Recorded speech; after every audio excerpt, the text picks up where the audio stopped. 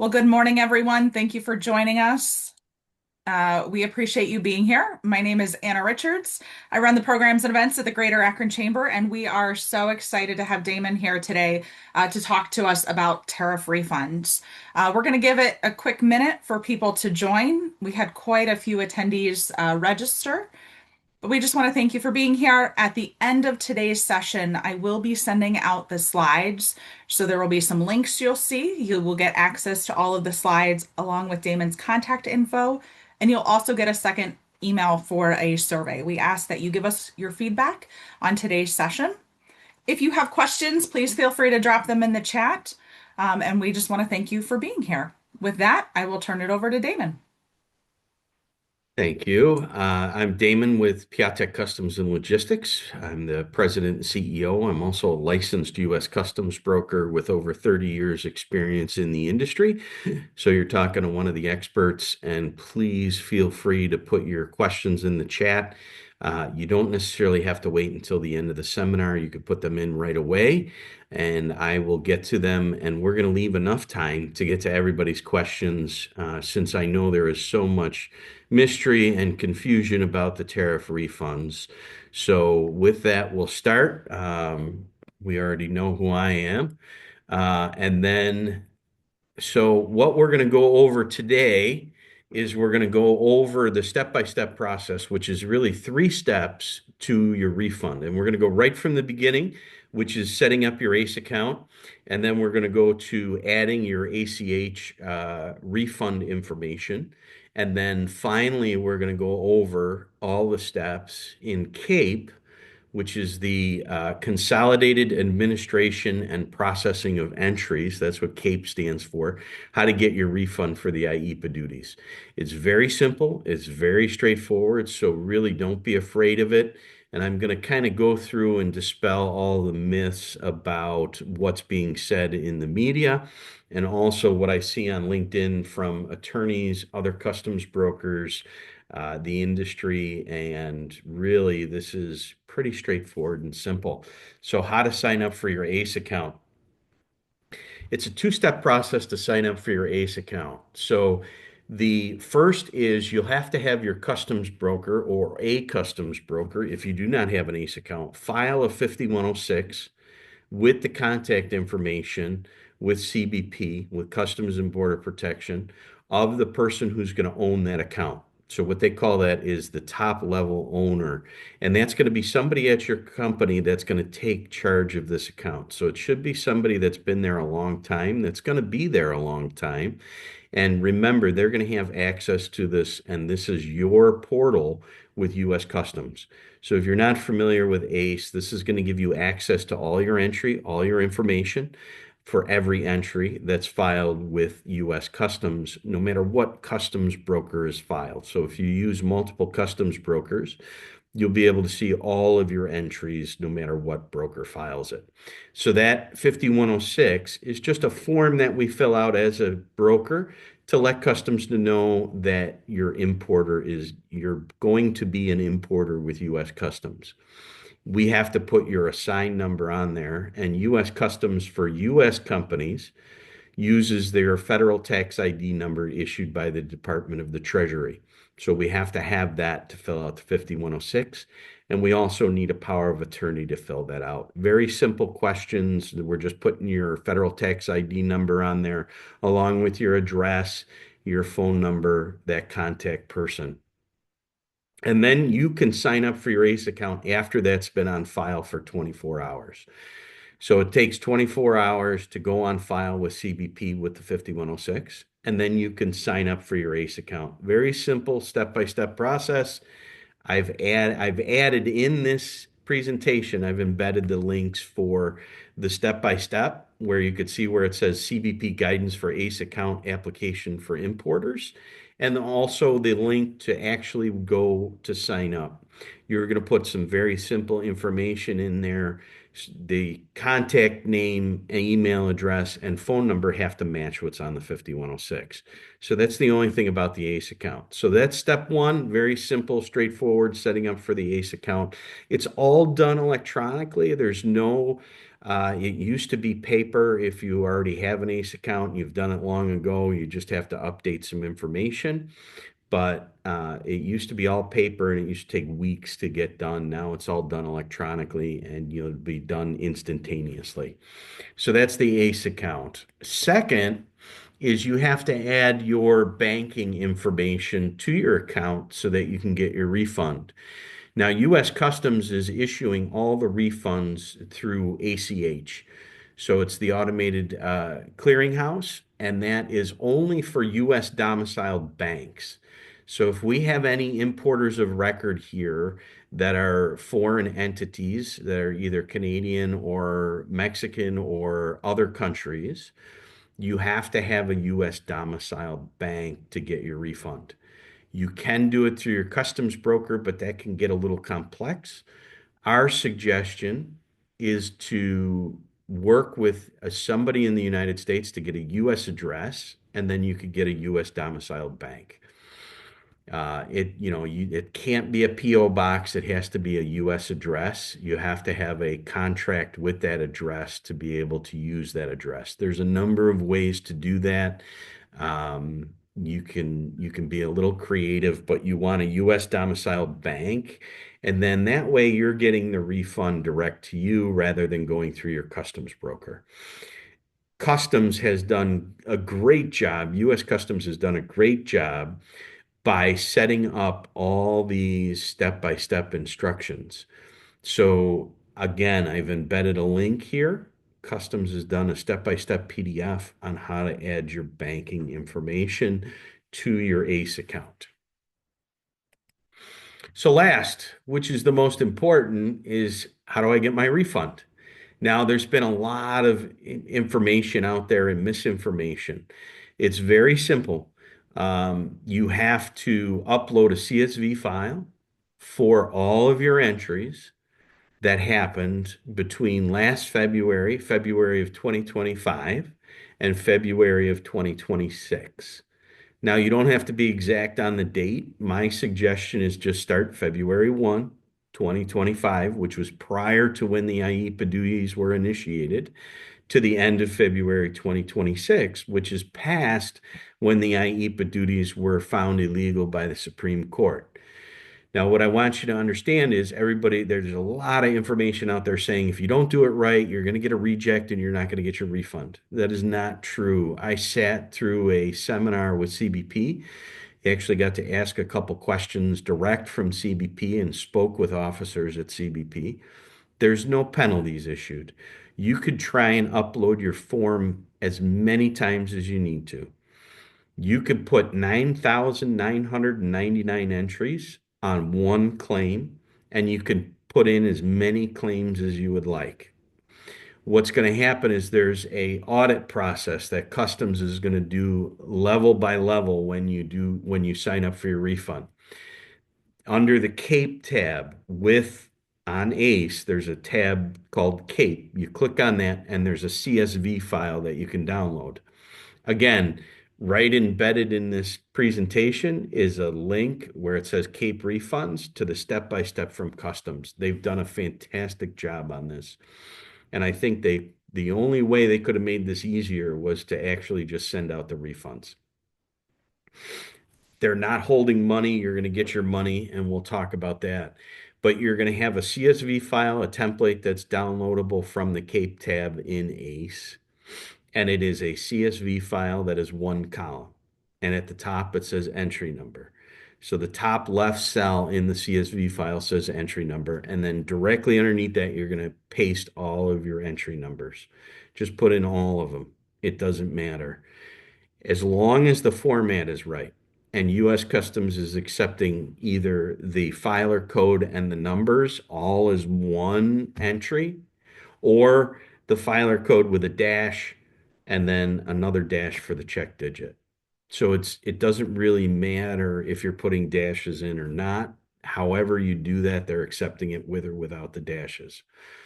The first level of audit is that it is an 11-digit alphanumeric number that matches a number in their system. That's the first level.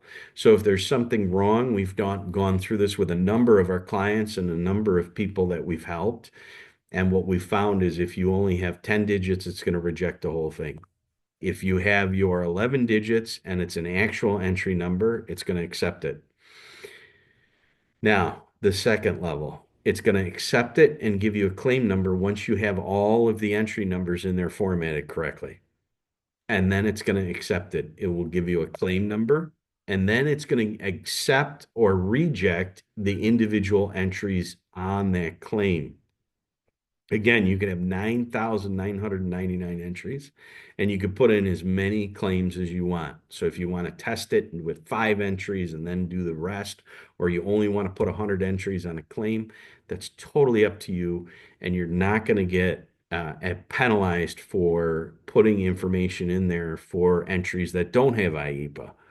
So what you can do is you'll put it in there, you'll get an upload, you'll get a claim number, and then you're going to get a reject based on entry per entry.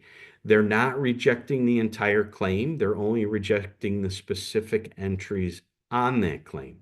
So what you want to do is look, I've put together some of the most common errors or rejections. There's others, but right now, phase one, we're in phase one of the returns or the refunds.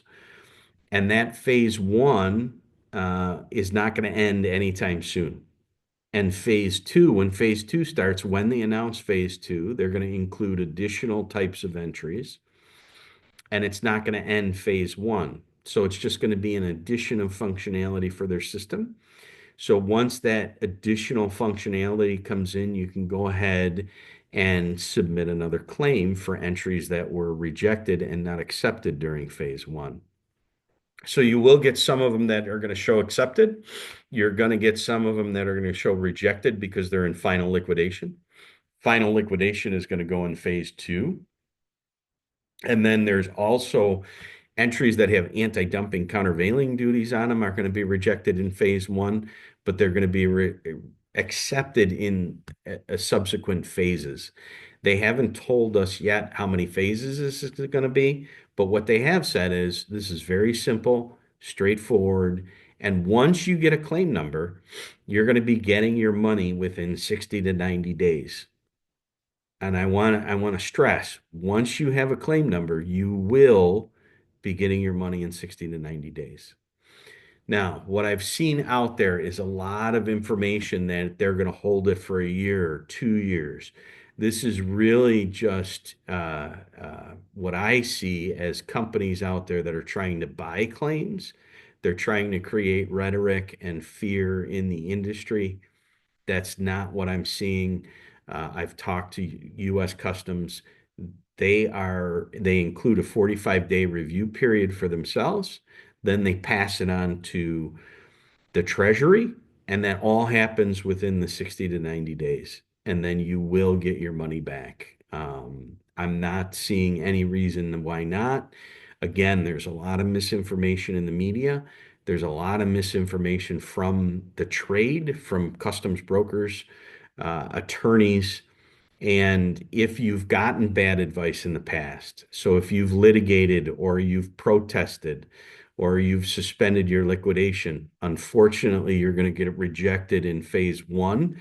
You're going to have to wait until other phases to get those refunds on those entries. I've just seen a lot of misinformation. It's pretty straightforward. Again, if you have questions, put them in the chat here, but I think that's it for that's it.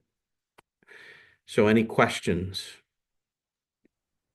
Damon, it looks like we have a few that have come in through the Q&A window. Sure. Let's see, where do we do that? Yeah, there we go. 2 questions.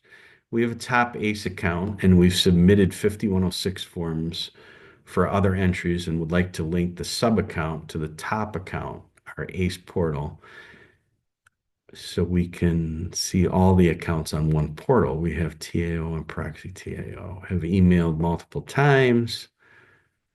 No cross-account access.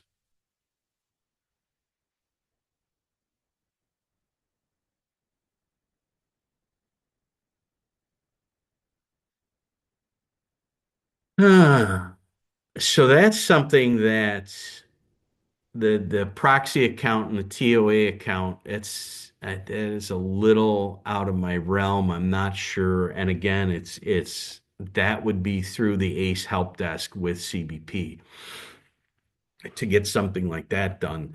Unfortunately, there are extremely long wait times when you're calling CBP, but there is a help desk and they are very helpful on that. You would have to, I would say, set aside about 2 hours to get anything done through ACE because there is such a long wait time.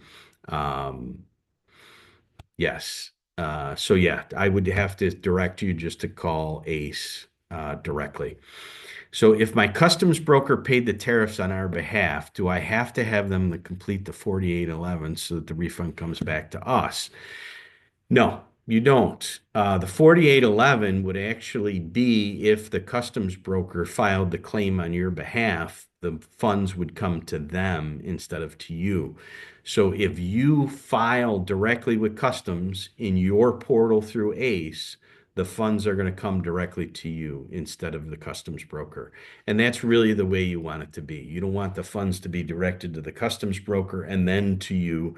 That's going to just complicate the situation. Next question is, has there been any determination as to requirements on what happens once refunds have been paid? I thought I heard something about repaying customers who received a price increase. Okay, so there's a lot of information out there. If you are the importer of record and you are due the refund, you are the only person that's due the refund. There is nothing legally that states that you have to pay customers. I think there's probably, and this just is me assuming something, there's potential that you can see that maybe people try and sue, but right now there's nothing on the books that says you have to provide a refund to the customer. Um, and we see a lot of, well, I'm seeing suits against Costco and other companies from individuals saying that they paid higher prices.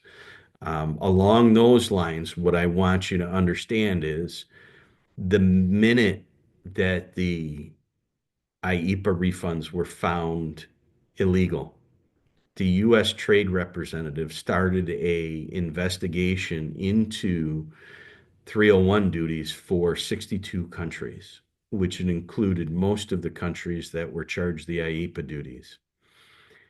The 122 tariffs that happened, the Tuesday after the Monday that the IEPAs ended, we have 122 duties now at 10%, which will expire in July.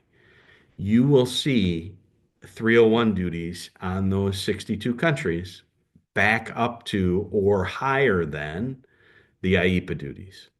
So right now, what you would be preparing for is that you will get additional increase in duties. So this refund may go to pay duties, it may go to lower prices, but there is nothing that says that you as a consumer will get a you will get a refund as a consumer, or there's nothing legally that requires the importer of record to do that. You filed it on 420 and received the claim number, and the file status says accepted. So right now, once that is there, since you have accepted, you could go in and you could check the process of your claim. There's a couple reports that you could pull in ACE, but you will get your money back. I would just watch for it in your account. And then a lot of questions that I'm receiving is how do you treat that for IRS and reporting purposes for taxes? So get with your accountant, talk to them about that. I'm not an accountant, so definitely talk to your to your accountant about how to account for the refund in your taxes and with the IRS. So we just wait now. Yes. So if you have a claim number, you can just wait and you will get it. Next one, James, will I receive interest on the refund? Yes. So the way customs works is you will receive interest. If you owe customs money, they charge you interest, and if they owe you money, they pay you interest. The way the calculation works, it's going to be from the day they got the duties from you to the day they repaid them to you. And right now, the calculation can be found in the US customs regulations. And what I can tell you is that it's going to range, depending on their accounting, anywhere from 4 to 7% on your refund.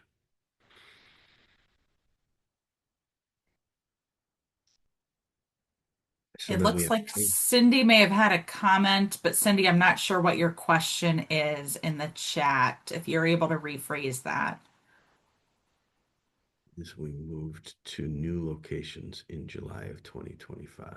Maybe So, what if we move to a new yeah, I think location? that's supposed to be what if we move to a new location in July of 2025? That's fine. So what would have happened is you should have put in a update with US Customs and let them know that you did move. It's not going to change anything with your account because your assigned number with Customs, if you're a US entity, is going to be your EIN number. That's what everything's tied to, is your federal tax ID number. And then you could just update your address. You should update your address with Customs, and you should be able to update your address with your surety company if you have a continuous bond, because they're also going to want to know if you have a new location. And Terry, yes, if you have a claim number, you're just going to wait and you're going to get your money 60 to 90 days. I have heard that refunds are coming quicker than that. And again, you could try your claim as many times until you get your claim number. You're not going to get rejected. You're not going to get fined. You're not going to get penalized. And if you put entries on there that don't have IEPA refunds, those individual entries are just going to get rejected. It's not going to affect the entirety of the claim. So if you have a claim number, all the ones that are showing accepted, keep track of those for the claim. And then all the ones that have been rejected, look at why they're rejected, keep track of those, and then submit those in subsequent phases so that you can get a claim number and get your money.